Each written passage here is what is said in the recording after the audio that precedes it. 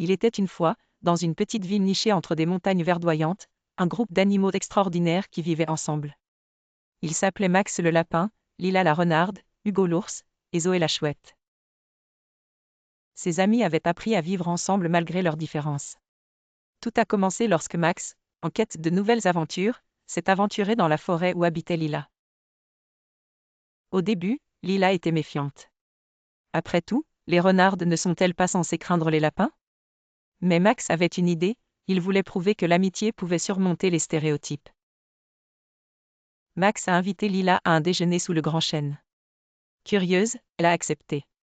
Ils ont partagé des histoires et des carottes, ri de leurs plaisanteries maladroites et commencé à se comprendre. Hugo, de son côté, était d'abord un peu grognon. En temps course, il préférait sa grotte paisible à toute forme de socialisation. Cependant, lorsqu'il a vu combien Max et Lila s'amusaient, il ne put résister à l'envie de les rejoindre. Avec la compagnie d'Hugo, ils ont appris l'importance de la force et de la protection.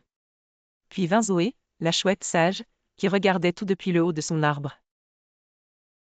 Elle savait que la vraie harmonie venait de la compréhension et du respect mutuel. Zoé a pris l'initiative de réunir tout le monde pour une soirée autour d'un feu de camp, où chacun pouvait exprimer ce qu'il apprenait des autres.